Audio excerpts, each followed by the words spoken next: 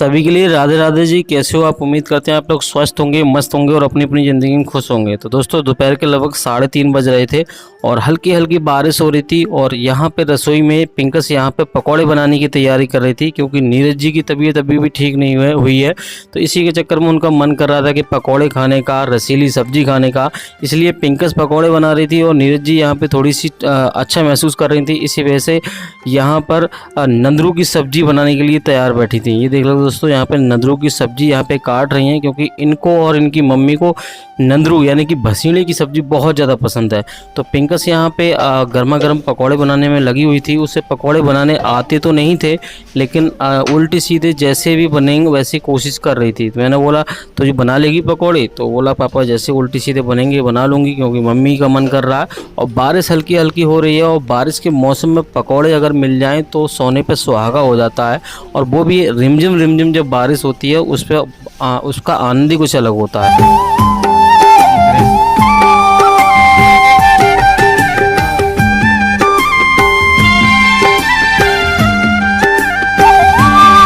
तो अभी दोस्तों पकौड़े वगैरह खाने के बाद नीरज जी में थोड़ी ताकत आ गई थी, इसलिए बाहर बैठ गई थी और जसनप्रीत के बाल वगैरह बना रही थी। और पिंकस यहाँ पे खाना बनाने की तैयारी कर रही थी, क्योंकि दोस्तों टाइम से खाना बन जाएगा तो ठीक रहेगा, क्योंकि बाद में दोस्तों शाम को जब बारिश हो जाती है तो कीड़े निकलने लगते हैं। तो यहाँ पे डॉक्टर ने बोला था कि रसीली सब्जी खाना, तो उससे तुम्हारी प्लेटें जल्दी बढ़ जाएंगी, इसलिए यहाँ पे पिंकस यहाँ पे भसीड़े की सब्जी बना रही है। तो जैसी तैसी उसे बनानी आती थी वैसी उसने बना ली।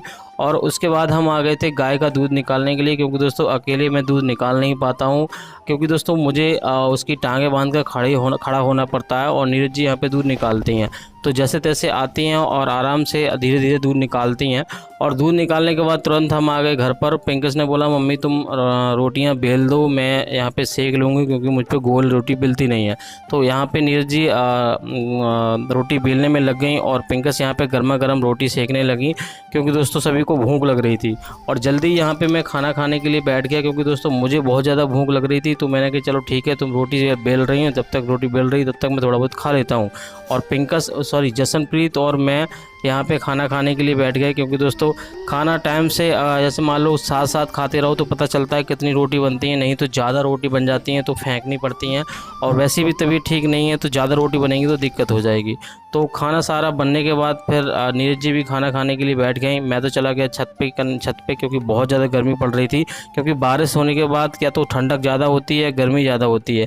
तो नीचे तो ज़्यादा गर्मी लग रही थी, लेकिन ऊपर थोड़ी ठंडक थी, इसी वजह से हम छत पर चारपाई बिछा ली हमने, और जसनप्रीत और मैं यहाँ पे छत पर आ गए, क्योंकि दोस्तों ठंडी ऊपर हवा चल रही थी। तो फिलहाल दोस्तों इस वाले वीडियो को यहीं तक रोकते हैं, क्योंकि अभी हम लंबी वीडियो बना नहीं पा रहे हैं, क्योंकि नीरज जी की तबीयत अभी ठीक नहीं है।